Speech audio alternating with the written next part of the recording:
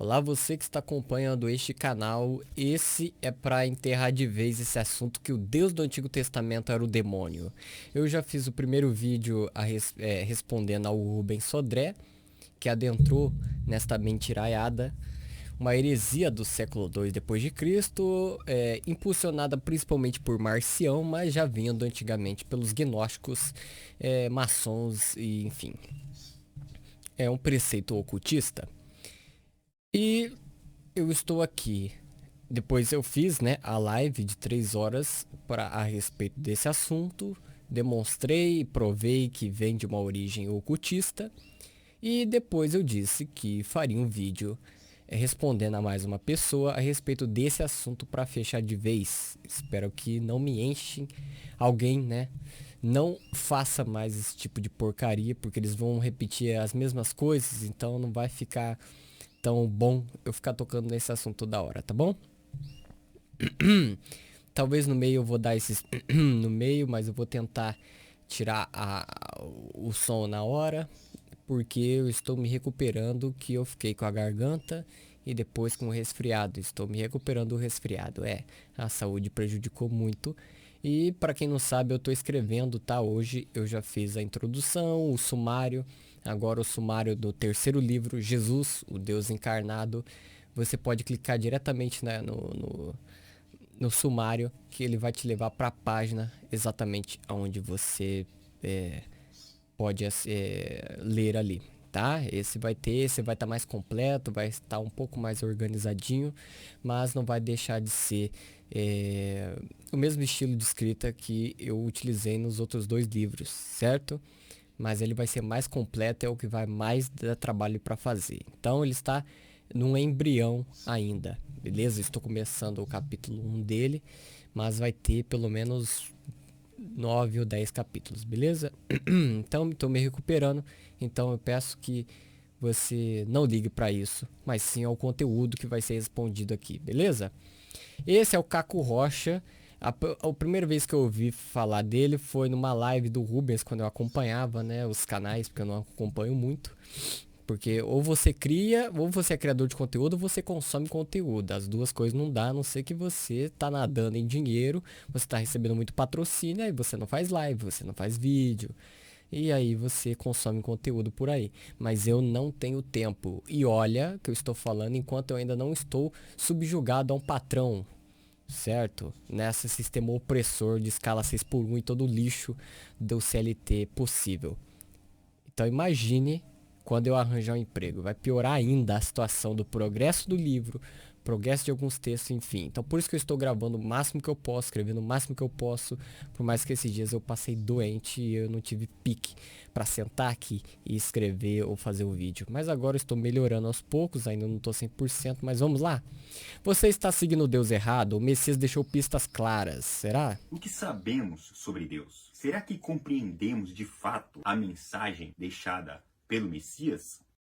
O Messias, quando esteve aqui, ele não falou uma coisa nova, mas ele falou algo que já estava sendo revelado aos poucos na antiga aliança, principalmente, mas também em outras culturas. Ele trouxe algo novo, não porque o outro não prestava em si. Algumas coisas não. Era algo transitório e estava envelhecendo, pronto para acabar. Como a gente vê no livro de Hebreus e também nas cartas de Paulo, o apóstolo Shaul. Certo? Então,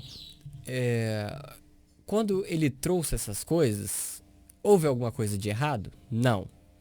Alguém trazer algo supostamente novo ultimamente, principalmente no que consiste no assunto espiritualidade ou religião, você tem que abrir os olhos. Aqueles que dizem trazer algo novo, que você nunca se questionou, olha, o que nunca te contaram, você tem que pesquisar a fundo mesmo. Tanto em questão espiritual, que é a mais importante, quanto em questões físicas dos senhores do mundo e afins, porque você sabe, existem oposições controladas a respeito de tudo, inclusive desses assuntos espirituais, ok? Então, você tem que saber que alguns desses que falam Você já se questionou? Você está aprendendo? Você está seguindo o Deus errado e que questiona? Eu não vou me dar de como se eu fosse um religioso e falar, esse é o diabo colocando na sua mente, porque não é. É só um mero homem que está enganado que vai te enganar. Como é o caso do Caco Rocha, do Rubens, tá? Do Pastor Richard, que eu esqueci de colocar na thumb, né? Que o rapaz me ajudou relembrando na live que eu fiz no domingo aí. Enfim, todos esses estão errados nesse quesito e em outros também. Mas esse é a bomba do momento, né? Então vamos falar sobre a bomba do momento. Não para eu ter visualização e o pessoal vir aqui, nossa, que treta ele tá dando com o Rubens. Não, não quero essa porcaria para mim, essa atenção. Mas sim demonstrar que você está seguindo um engano, que eles estão seguindo também um engano. Ok? Então, essas coisas de trazer algo novo, isso é coisa de noveirista e de gnosticista, tá? Tanto é que a serpente lá no Éden disse, serpente obviamente era Satanás, né? Na figura de uma serpente, mas não a serpente em si. Porque a serpente não fala, convenhamos, né?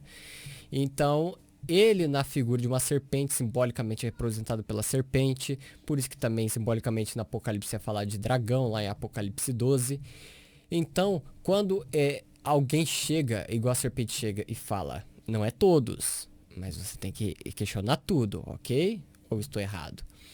E a pessoa fala, é algo novo que vocês ainda não experimentaram.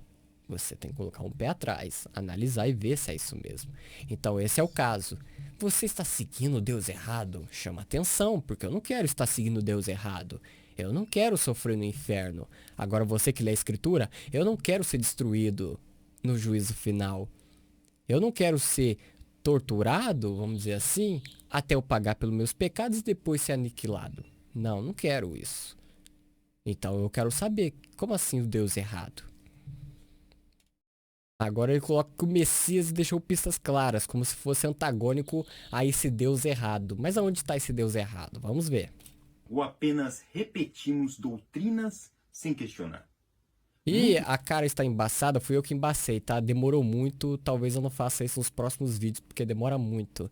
Talvez eu vou colocar manualmente, aqui eu coloquei automaticamente na edição de vídeo que eu tenho aqui. E como está sem placa de vídeo, meu PC tá ferrado, uma hora isso vai queimar a tela, vou ter que gastar muito, infelizmente. E não tenho condições nenhuma, nem se eu estivesse trabalhando agora de comprar alguma que presta e dar um upgrade nele, não tem como nesse momento e nem se continuar trabalhando. Então, que demorou muito para renderizar esse vídeo censurado, é porque eu não conheço o Caco Rocha. Os outros eu conheço, eu vou mostrar a cara sim. Agora esse eu não conheço, então todo cuidado é pouco, né?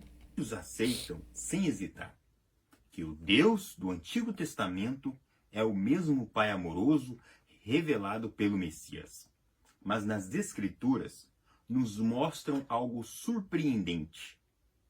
Se examinarmos com atenção, veremos um contraste profundo entre o Deus que ordenava extermínios e aquele que nos ensina a amar os inimigos e a perdoar. Nicolas, como conciliar essa questão? Ainda mais você que crê que Jesus é o próprio Deus encarnado. Aquele mesmo que era o anjo do Senhor no Antigo Testamento e também o próprio Criador dos céus e da terra. Se você não entendeu o que eu falei, no livro que eu estou produzindo vai ser muito bem claro e explicado. Eu já expliquei para algumas pessoas, alguns não entenderam, outros amaram a explicação, mas vai estar tudo ali no livro e eu espero que compreenda de uma vez por todas. Nicolas, como fica essa questão? Mandava matar agora não? Deus nunca muda, ok? E Jesus sendo o encarnado, e sendo Deus encarnado, obviamente ele também não muda. Por que ele não mandou matar? Porque naquele contexto, naquela época que ele aparece, naquela região, nas pessoas que ele sabia que ia encontrar, as pessoas que ele sabia que sair dele, as palavras vivas dele, não dava naquele momento para mandar matar. Porque seria mais uma facção religiosa. Se igualaria aos fariseus. Se igualaria aos assassinos da época. E, obviamente, isso entraria em desacordo com ele mesmo, lá em Êxodo, onde diz não assassinarás. Ou não matarás, mas o assassinarás eu coloco aqui e também é válido dos dois, mas para você entender a distinção, para a gente ter um princípio, um norte, para não cometer erros depois, certo? Então, no quesito de Jesus ter não mandado matar, é porque aquela ocasião era uma ocasião diferente. E o maior erro disso tudo é terem colocado no mesmo livro o Antigo e o Novo Testamento. Antigo e Novo Testamento é coisa de Bíblia. A coisa da Escritura é Antiga e Nova Aliança. Antiga porque passou, já não é mais. Obviamente, as nossas roupas não é igual dos antigos. As músicas, infelizmente, não é igual dos antigos. Apesar de ter umas novas bem boas. Então, os alimentos que os antigos consumiam não é esse plastificado do novo que nós estamos hoje. Mas numa analogia que podemos ter da antiga e nova aliança, o antigo era transitório, era necessário para aquela época e para aquela região. Por quê? Porque Deus muda, porque Deus era vingativo e depois fica amoroso? Ele é bipolar? Não. Ele nem mesmo tem esses sentimentos. Isso só é escrito por a nossa concepção limitada, porque se ele tem algum desses atributos de algo que existe, ele é criatura e não Deus, e não o e não o verbo, e não o antes de tudo, até mesmo do tudo que a gente não consegue compreender ou imaginar. Você me entendeu? Então, quando escreve esse tipo de coisa e afins, eu tenho que dizer o seguinte: Jesus, obviamente, não muda, porque ele é Deus, e Deus nunca muda, ele sempre será o mesmo eternamente. O que eu poderia falar muito disso, mas eu vou resumir porque ele não entrou nessa questão. Naquela ocasião, as pessoas eram arcaicas. Era ritual de pureza para cá e para lá. Tinha coisas que nem eles conseguiram suportar seguir na época. Mas será que Deus era um Deus vingador, injusto e gostava e ria do sofrimento das pessoas, daquele jugo fardo pesado? Não, mas ele sabia como o pai de todos, como ele é, e naquela região específica, não que ele fazia acepção de pessoas, mas para demonstrar para nós hoje aquela localização específica, como o povo era atrasado, o povo ainda era muito machista, o povo ainda era muito idiotado, o povo estava muito enfiado em ocultismos, em idolatria e em facções religiosas. Não mudou muita coisa, né? Mas algumas coisas sim, alguns detalhes. E esses detalhes ele joga fora, porque ele queria demonstrar que o que eles já não entenderam, desde aquela época, que já deveria ter entendido, que aquilo é sombra. Eu aqui estou vivo, Jesus. Quando eu morrer, aquilo vai se rasgar. Não é para seguir mais essa porcaria. Você entendeu? Agora, a lei é boa e santa, que nem Paulo diz? Sim, por quê? Porque ela relembra nosso pecado. Fazer o sacrifício, matar, escolher bonitinho, criar, você vai pensar em tudo isso e fala assim, pô, eu não quero fazer isso de novo, eu não quero ir lá de novo com o sacerdote, seja lá quem for, para fazer expiação lá pelos pecados temporários, porque eu vou pecar de novo. E aí vai ter que ser mais um cordeiro, vai ter que ser mais um animal. Você entendeu o que eu digo? Então, por quê? Deus muda? Mas como eu disse, não tá a questão de Deus muda ou não muda. Obviamente ele não muda. Mas o princípio que nós devemos ter para essas discussões é: o povo sim muda. O povo é comparado a um feto que ainda está sendo cuidado, gerado, e quando nasce você coloca algumas vezes um fardo pesado para dizer: tira a mão daí. Você bate na mão, tira daí o dedo da tomada. Cuidado, dá a mão aqui pro pai para a gente atravessar a rua. Se você não der a mão, você sabe o que acontece. Não tem casos aí de morte desse tipo? Uma criança sai com o cachorro e os pais irresponsáveis não estão nem aí, com o elevador, ou aí o elevador se fecha, ou decapita a criança ou o cachorro. E o bom pai deixaria isso? ele deixa de dar atenção? Não. Então, no caso, era para um povo transitório, um povo arcaico, um povo machista, um povo opressor, um povo ainda mergulhado em idolatria nos deuses pagãos da sua região em geral. E aquilo foi necessário para a época, um fardo pesado sim também para a época, para serem diferenciados dos demais e verem que há e é um Deus só que deve ser seguido e adorado. Eu espero que vocês tenham entendido, dá para falar muito mais disso, mas vamos continuar. Será que Precisamos colocar princípios para não cair nas mentiras desse pessoal. podemos continuar ignorando essa contradição? Em Êxodo 23:17, vemos que a lei foi entregue a Moisés por intermédio de anjos. No entanto, essa mesma lei, que inclui o mandamento, não matarás, foi desobedecida repetidamente, inclusive sobre ordem atribuídas ao próprio Deus do Antigo Testamento. O exemplo mais impactante está em Êxodo 32, versículo 27 e 28, onde Moisés instrui os levitas a matarem amigos, vizinhos e parentes. E qual foi o resultado? 3.000 mortos. Como pode o mesmo Deus que proíbe o assassinato ordenar uma chacina e não para por aí? Bom, vamos lá. Isso eu já abordei na minha 33ª, coincidente com a idade de Cristo, a idade de Jesus. No Refutando Bobice dos Ateístas, 33ª edição, 33, tá? Obviamente, depois que esse vídeo sair, o Refutando Bobice dos Ateístas vai sair bem depois, porque tem muitas edições. Eu parei, se não me engano, no 23 ou 24. Então, até sair o 33, você vai... Espero que não. Mas vai ter esquecido desse vídeo, ou está nem aí, nem vai querer abrir o vídeo. E vai abrir lá no blog ou no Facebook o que eu respondi um ateu. Um ateu fez a mesma questão e eu respondi. Mas aqui eu... escrevi meio por cima pra gente entender. Vamos lá. Os 10 mandamentos foram dados como parte da aliança de Deus com Israel. O mandamento não matará se refere a assassinatos individuais e não a aplicação de justiça ou guerra sancionada por Deus. E isso depende da guerra e depende, né, da questão. Vamos lá. O Novo Testamento enfatiza que a vingança pertence a Deus e que os crentes são chamados a viver em paz. E o Romanos 12:19. Não vos vingueis a vós mesmos, amados, mas dá lugar à ira de Deus, porque está escrito: minha é a vingança, eu retribuirei, diz o Senhor. Pega lá o contexto, beleza? Mas eu vou escrever aqui o contexto. Mas como pode aquele Deus, o Deus amoroso do Novo Testamento, que Paulo compreendeu ele, João foi o que pregou, né, sobre ele, mas depois veio Paulo. Em nível de compreensão dos apóstolos, quem mais compreendeu foi Paulo.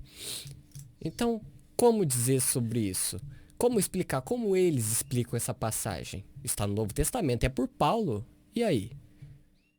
E aí? Tá dizendo que Deus vinga? E Deus vinga? Sim. Mas ele não é um louco assassino. Ele não mata e fica esfaqueando pra ver se morreu mesmo. Ele não está ali com a raiva, com o ódio que nós temos. Então, como explicar essa passagem? Então, Paulo, o autor da carta aos Romanos, instrui os crentes em Cristo, não os cristãos, pelo amor de Deus, né? Instrui os crentes a não buscarem vingança por conta própria, mas a deixar a justiça nas mãos de Deus. O versículo reconhece que a justiça e a vingança pertencem a Deus e não aos seres humanos.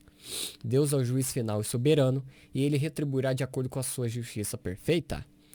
Se você não retribui o mal, você está sendo injusto. Agora, se for necessário retribuir o mal com a morte, assim será. Por isso que também é dito: o salário do pecado é a morte. Se você quiser seguir um Deus hippie, se você tem a ideia que Jesus era um hippie e o Deus mal, o Deus do Antigo Testamento um mal, um pai fervoroso, ruim, você não entendeu nada de evangelho. Porque você não entende nem mesmo as palavras do apóstolo Paulo, que vocês consideram escritura. Enquanto que o Antigo Testamento não, mas ele repete e sabe e vê que é o mesmo Deus. E ele fala, a vingança é do Senhor. A justiça perfeita é dele. É ele que faz, não nós. Tanto é que esse Deus de amor não se encaixa no juízo final. Senão ele salva todo mundo. Você vai ser adepto do universalismo, ou seja, a graça e a salvação é para todos. Independente do que você faça, todos serão salvos no final pela misericórdia e amor de Deus. Também não é assim, né? Bom, os crentes são chamados a viver em paz e a confiar em Deus para tratar com justiça qualquer ofensa ou maldade que eles experimentem.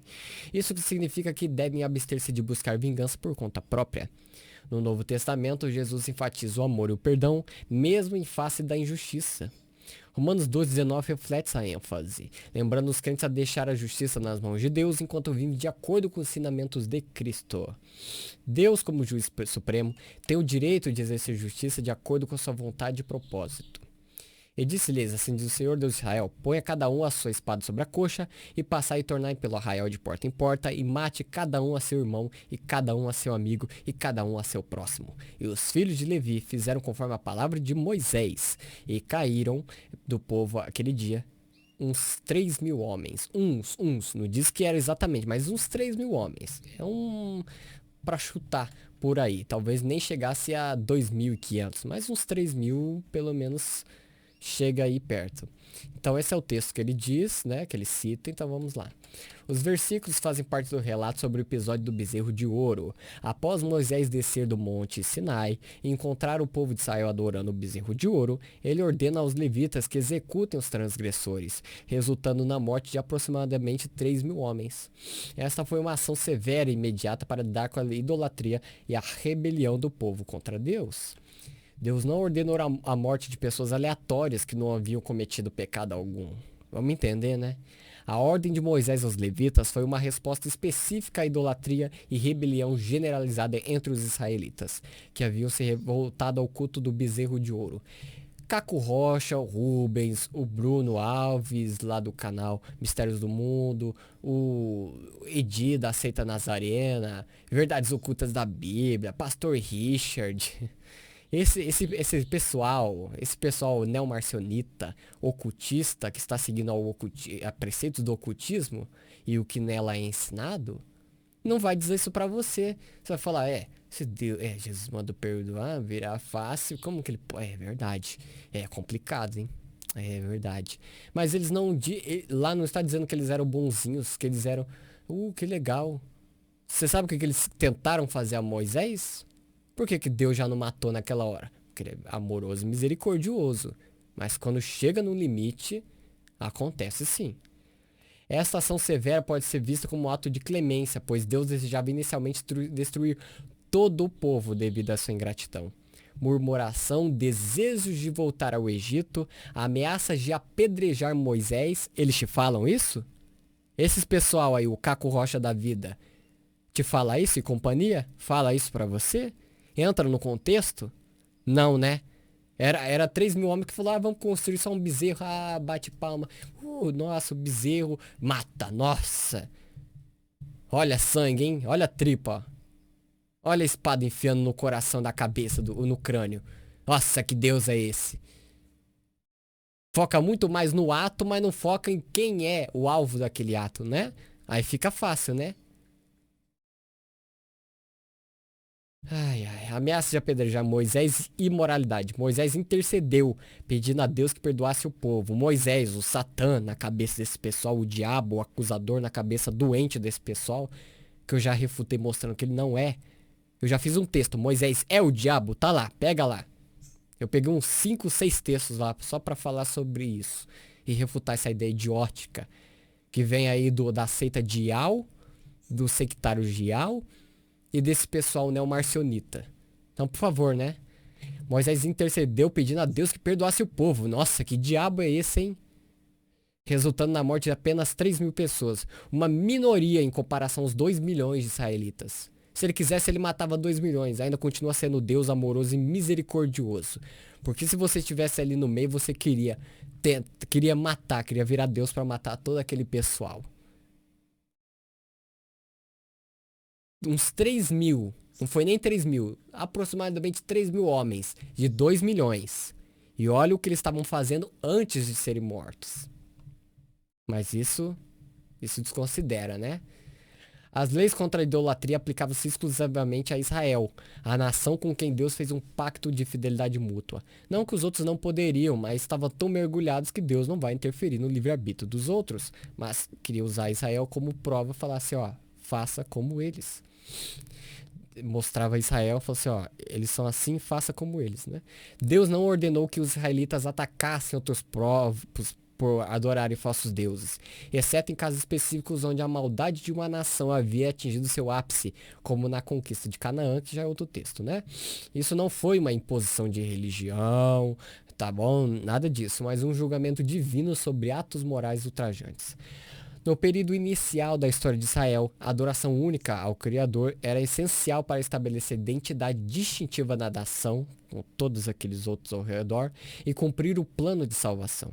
Assim, as ações severas contra a idolatria tinham como objetivo manter a pureza religiosa de Israel e servir de exemplo para outras nações. No entanto, com o tempo, a aplicação dessas leis mudou. E Jesus no Novo Testamento trouxe uma mensagem de amor, misericórdia e perdão sem promover a violência contra pagãos ou idólatras. E eu já expliquei a diferença. Pois Moisés tinha dito, consagrai-vos hoje ao Senhor, porque cada um foi contra o seu filho e contra o seu irmão, para que eles vos conceda hoje uma bênção. Esse aqui é o próximo texto que ele vai falar, o Caco Rocha. Em Êxodo 32, 29, Moisés declara que por terem matado seus próprios irmãos, os levitas foram consagrados a sacerdotes e receberam uma bênção. Eu pergunto a vocês, que tipo de divindade recompensa o derramamento de sangue? E mais, quem foram esses sacerdotes que vieram dessa linhagem? Não foram os mesmos que séculos depois rejeitaram e condenaram o Messias? Não foram os mesmos que, ao invés de reconhecerem a verdade, preferiram se apegar ao poder e ao controle religioso? Esses líderes religiosos do passado continuam presentes nos dias de hoje. Usam o Antigo Testamento como ferramenta de manipulação dentro das igrejas.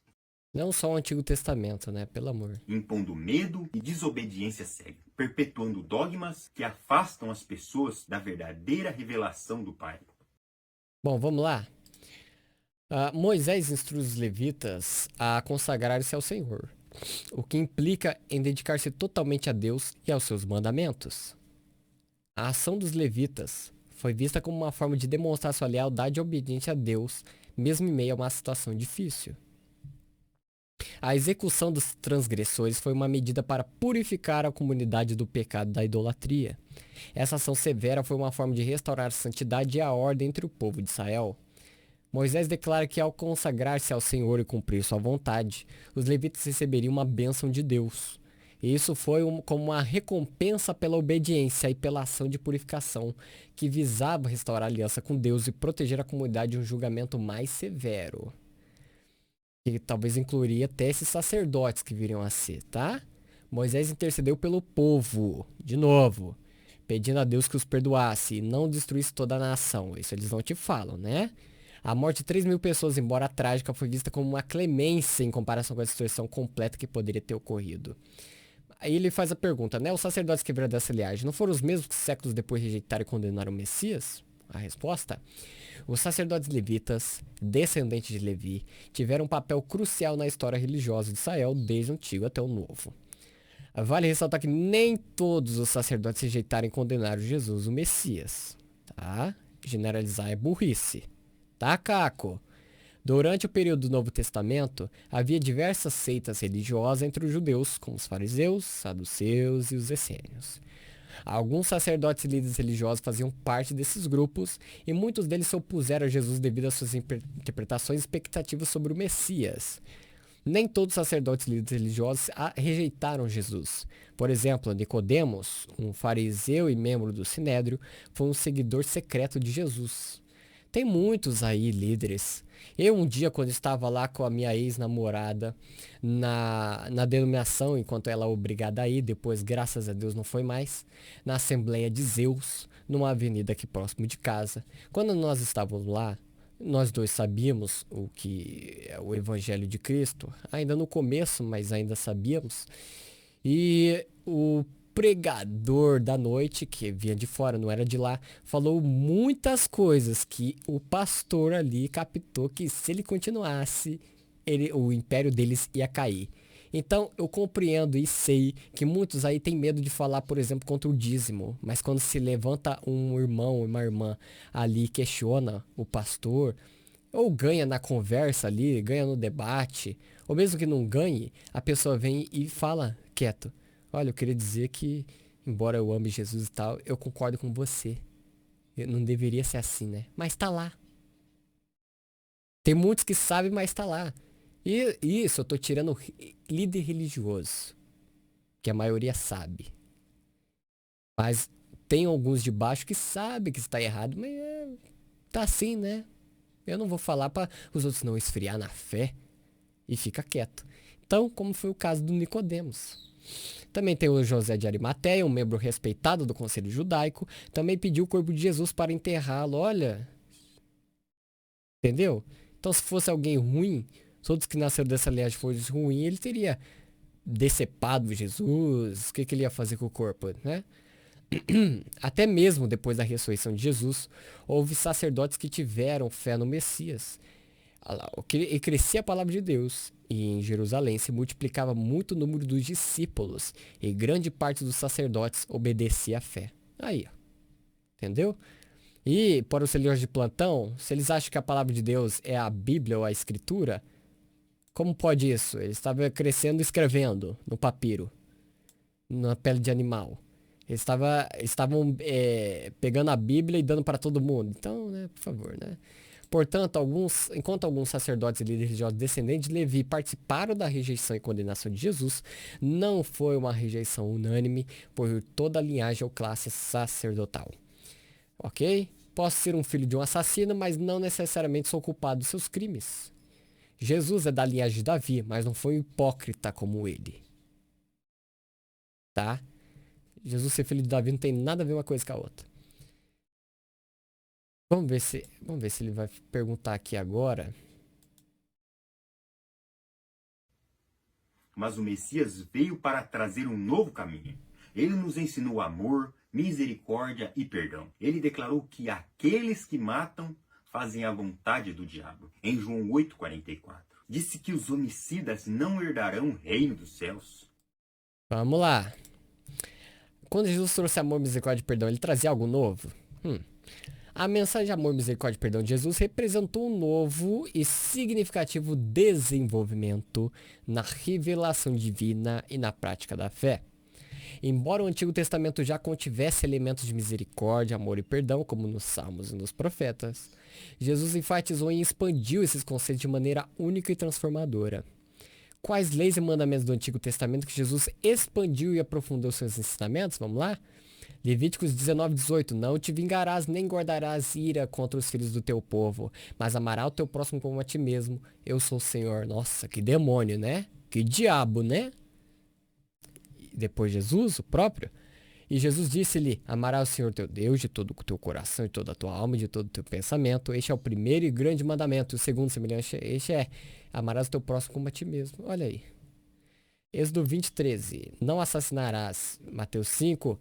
Ouviste que foi dito aos antigos: não assassinarás, mas qualquer que matar será réu de juízo. Eu, porém, vos digo que qualquer que, sem motivo, ou seja, o assassinato, se encolerizar contra seu irmão, será réu de juízo. Não precisa nem matar, mas só de encolerizar contra ele, vai ser réu de juízo. Então ele expande. Você viu o que ele repete e o que ele expande. Ok? No contexto do Antigo Testamento, a palavra usada em Êxodo 20:13, esse daqui eu não vou falar porque eu tomei um erro, que geralmente é traduzido como não assassinarás. Essa tradução reflete a intenção de proibir o homicídio premeditado e injusto. A tradição grega na Septuaginta usa o termo aqui em grego, phoneusis, não sei, que também pode ser traduzido como não assassinarás. No contexto do mandamento, o enfoque está na proibição do homicídio intencional e injusto. Vamos continuar? Êxodo 20:14. Não adulterarás. Mateus 5. Ouviste que foi dito aos antigos: não cometerás adultério. Aí a pessoa pensa: bom, se eu não pegar a mulher do outro, beleza. Agora, se eu desejar, não é adultério, mas ele expande. Eu, porém, vos digo que qualquer que olhar para uma mulher com intenção impura no coração, já cometeu adultério com ela. Tá? Agora, aquele qualquer que olhar é qualquer um, solteiro, casado, desde que seja uma mulher com intenção impura no contexto dela ser casado com outro, peca. Tá? Aqui não entra na questão da pornografia, porque a não ser que aquela mulher seja casada, aí sim entra nessa questão. Mas em questão de solteiro com outro solteiro, não, né? Mas antes, casado que se abrasar.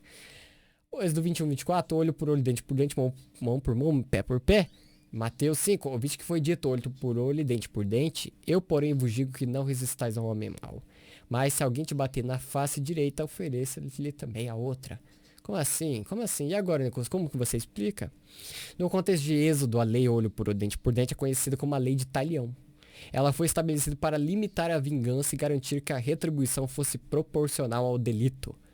Isso visava impedir excessos e garantir a justiça equitativa. Ou seja, até mesmo naquela época não era alguma coisa mal, mas era de justiça equitativa.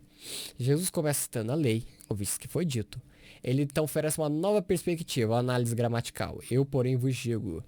A construção gramatical mostra uma transição clara de uma citação da lei para a interpretação ampliada de Jesus.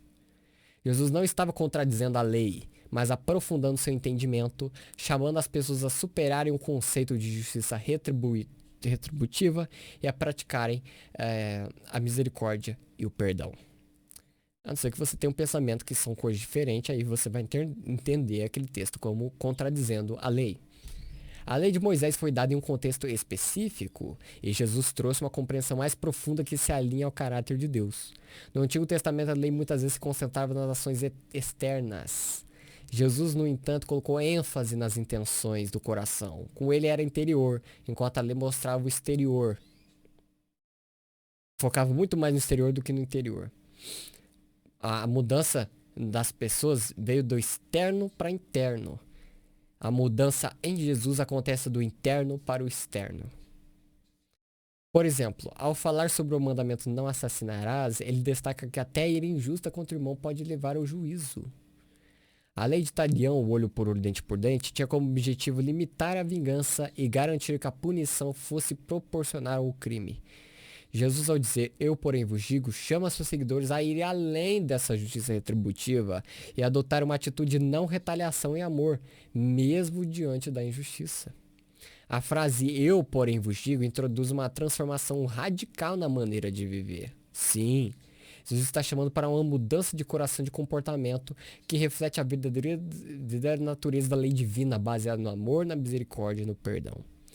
A estrutura gramatical mostra uma citação da lei seguida por uma instrução de Jesus.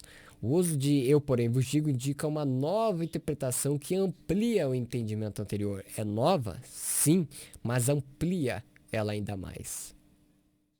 Ok? Se fosse uma contradição, ele diria, mata. Vai matar seu irmão. Isso seria uma contradição. Agora, o que não é, ele falar, eu, porém, vos digo, qualquer que encolerizar contra seu irmão será réu de juízo. Essa não é uma contradição. É uma nova? Sim. Vamos dizer, uma cláusula que ele acrescenta à lei? Sim. A priori. Mas amplia. É uma ampliação do que já está lá. O verbo em grego utilizado significa não resistir ou não retaliar.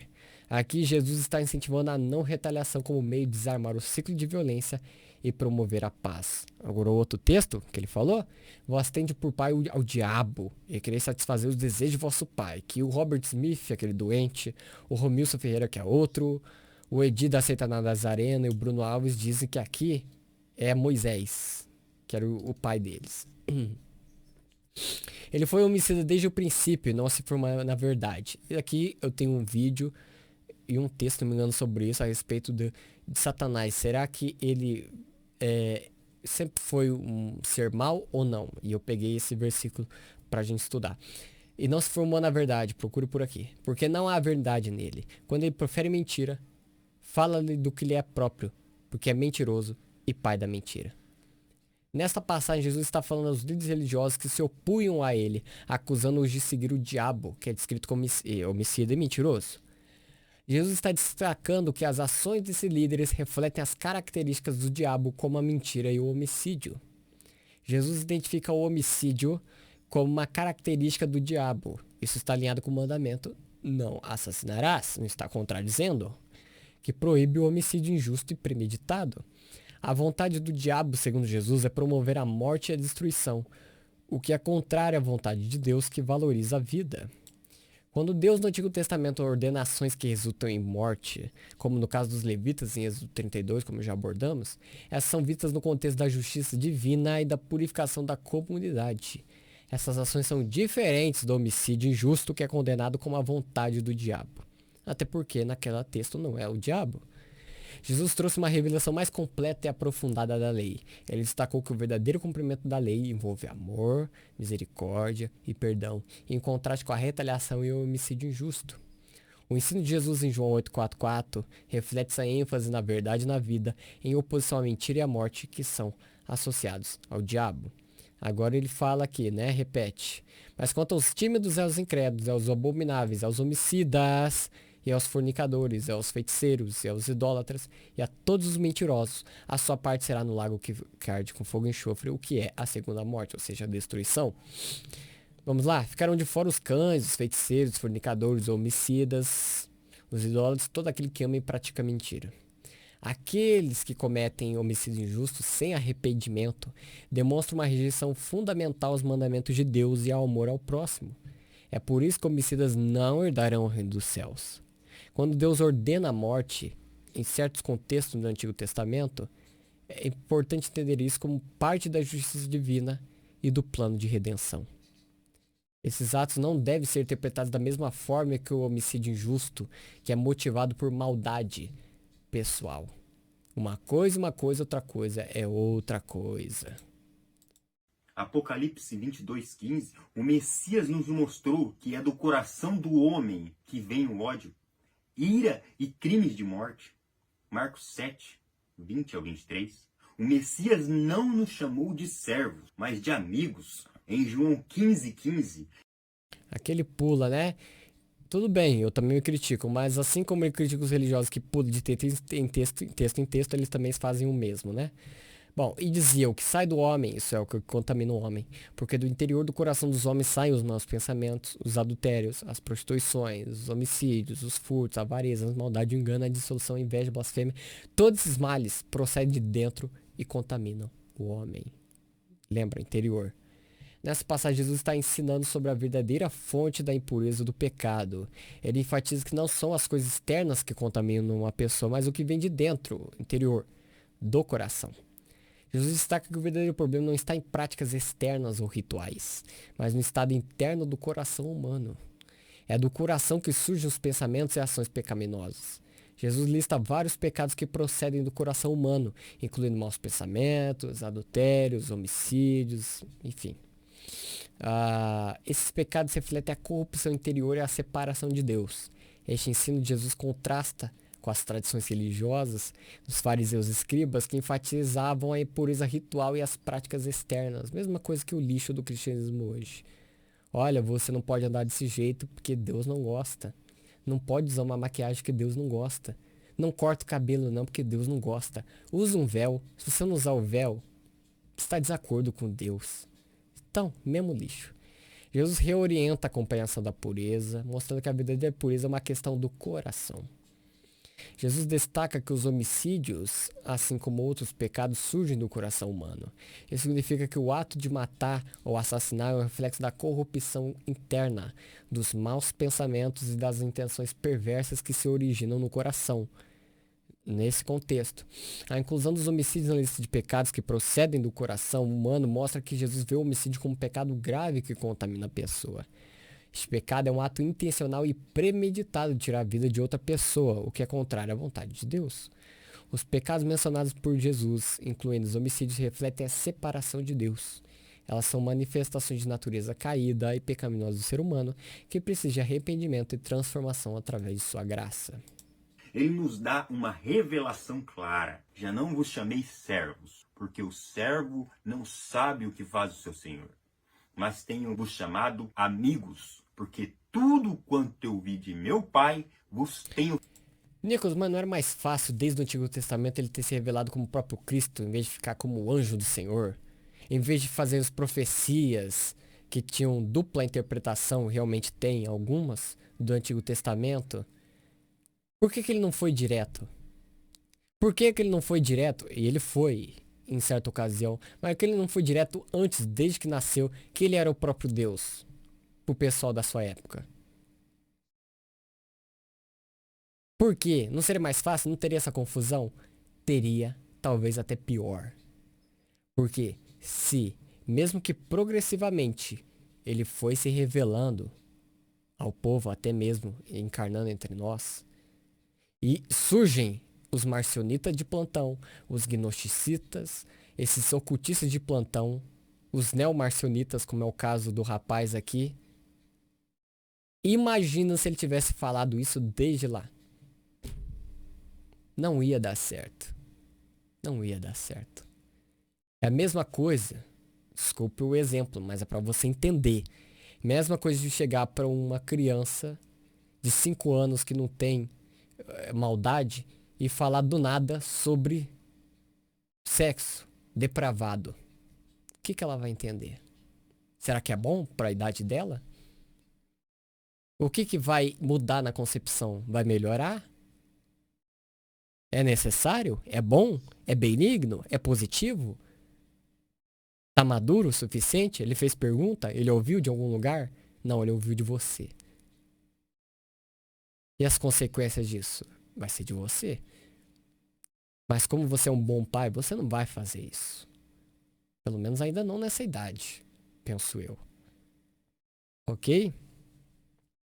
Então a mesma coisa foi com aquele povo. Lembra? Deus não muda, mas o povo, sim, o povo evolui.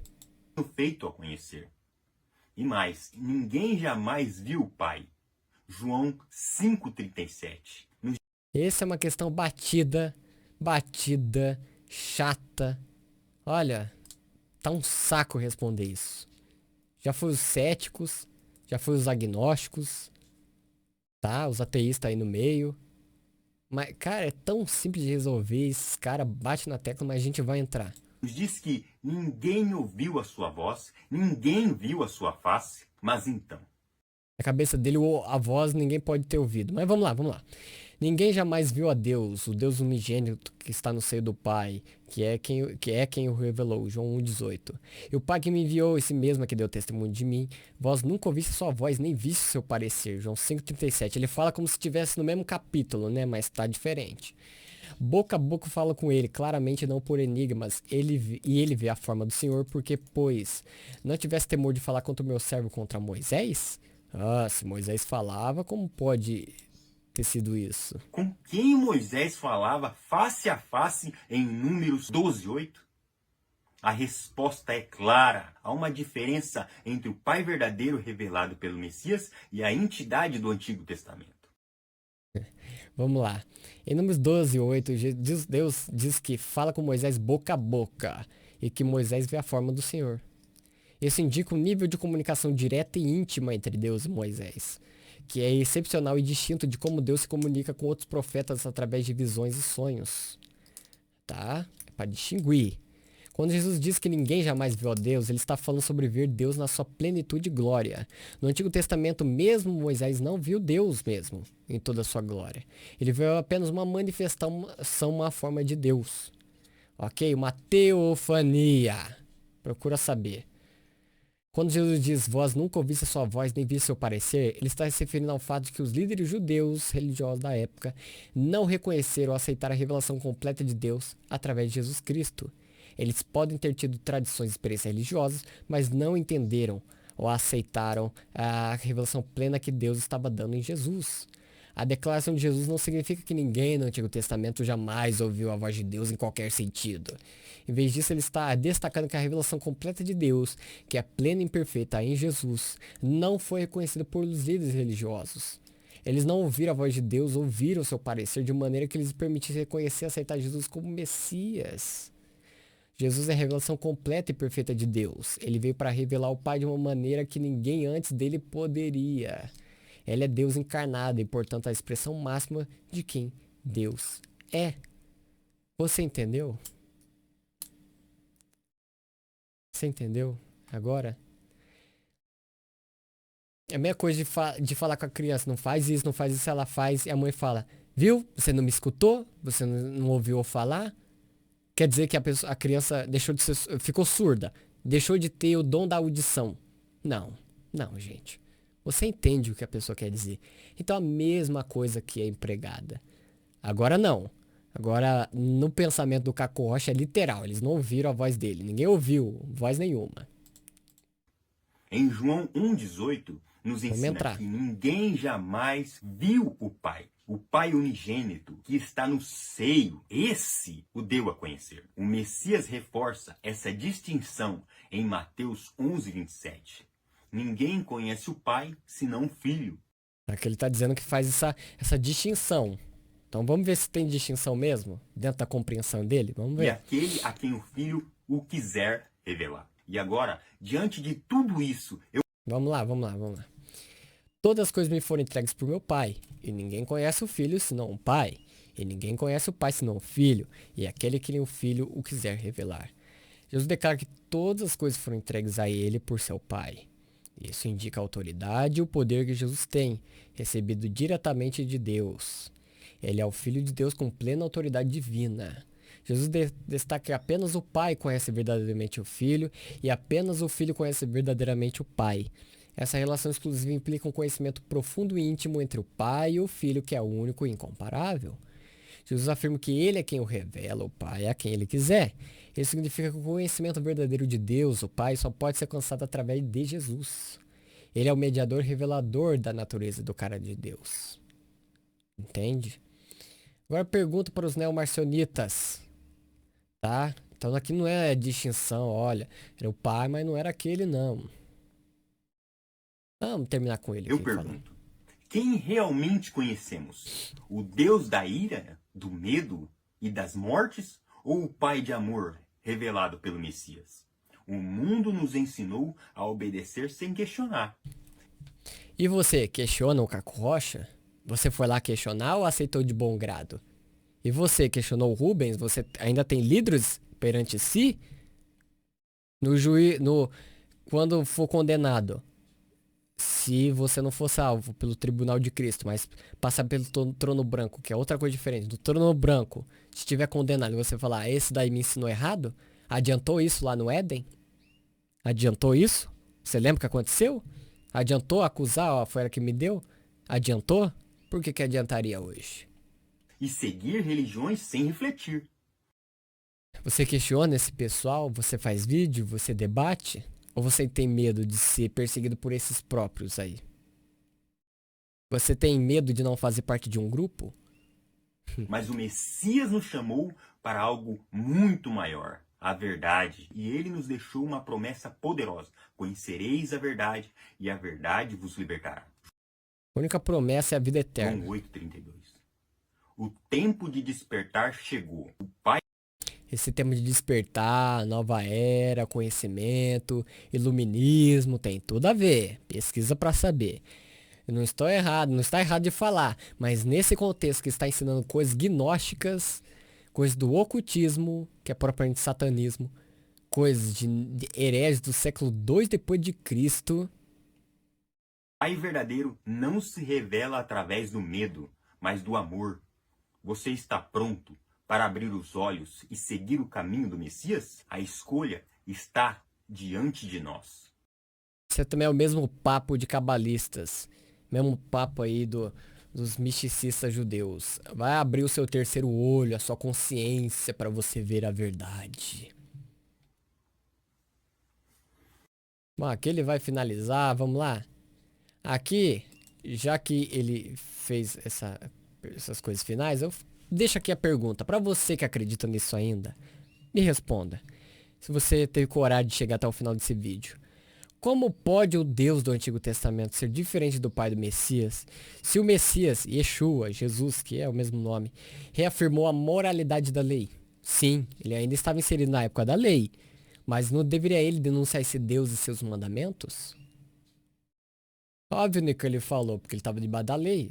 Ok, não estou discordando. Mas ele não deveria ter denunciado? Aonde que ele denuncia?